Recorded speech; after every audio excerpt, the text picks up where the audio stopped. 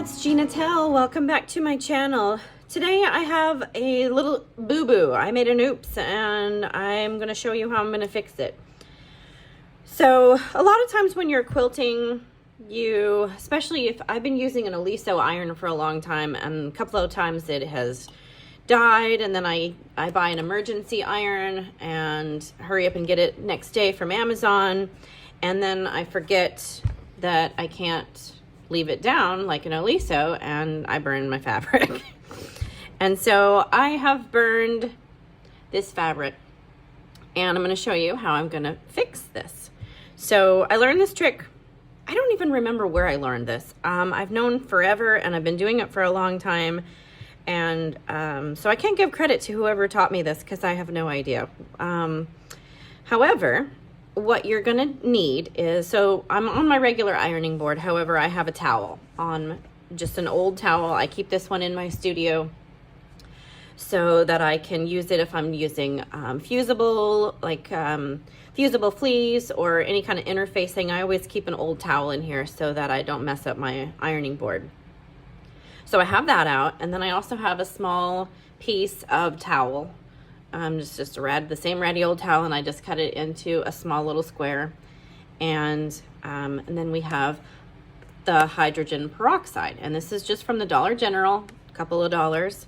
And so here's my quilt blocks. I have some half square triangles, and this one is burned. So what we're gonna do is we're gonna further burn it, and then then I'm gonna show you a little magic trick. Okay, so because these irons have the auto shut off, sometimes it's harder to burn it when you're actually trying to burn it. So there's some of the spots there, and I think that's probably good enough to show you. All right, so we have that burn, and what we're gonna do is we're gonna take our little piece of towel, our little piece of cotton towel, and then we're going to put some peroxide on it.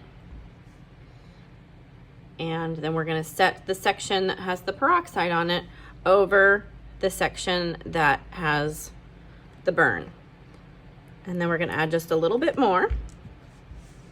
And then we're gonna put our hot iron down, and we're gonna leave it there for a couple of seconds. And then we're gonna peek at it. And some of it has gone away. And so if you have a really serious burn that you just don't know how you did that, just one of those really bad ones, you might have to do this a number of times. Put the peroxide on there, put it down, and keep up the process for a few minutes. So it's starting to lighten, and I'll put it a little closer. You can see that it is starting to lighten. We'll put just another little drop of peroxide on there.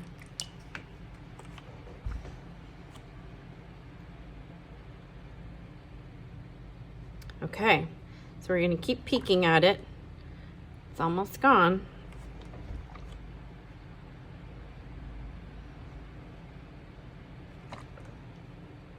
Just one little spot right there. So I'm sure if you were a chemistry person, there is a logical explanation as to why this works. I am not a chemistry teacher, so I don't know.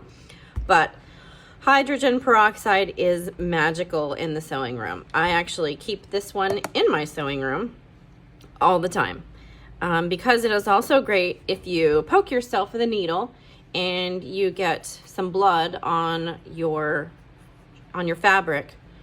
You can put the hydrogen peroxide right on the blood spot. It will bubble up just like it does when you put it on your body. If you have a cut, it will bubble up, and you can dab it off with a cotton ball or an old towel or whatnot, and it will pull out that blood. So hydrogen peroxide is a must in your quilting room. All right, I think we have it. So I'm gonna do it one more time. And so obviously, since it's still wet or damp, there's gonna be a little discoloration. But once it's off, you could spray it with a mister, just a regular old mister with water in it, to kind of wash it off, if you will. And then it should make the spot from the hydrogen peroxide go away. But yes, look, we did it. We did magic today, y'all. Okay, so I would love for you to subscribe. This is a new channel. I am a full-time long arm quilter. I'm here in Austin, Texas, and I have 2 handy quilter machines. And so I take clients from all over. So if you have any long arm quilts or any quilts that you want long armed, please check out the link below for my website. And I would also love for you to subscribe and come back and hang out with me. I'm going to try to start doing at least a few videos a month. I am working on some crochet projects that I started videos for. We did some bias binding recently.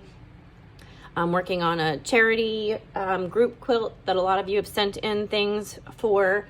And so yeah, I actually just filmed a long arm video showing you what to do with the long arm and kind of how to program it. And then we did some binding, we trimmed it. I did some hand binding, so that video is coming up soon. So yeah, I would just really love for you to come back and hang out with me, and let me show you some of my tricks. I've been sewing for a really long time. I've been quilting for a long time, and it's a ton of fun. So anyway, please hit subscribe and like my video, and I'll see you soon. Thanks a bunch.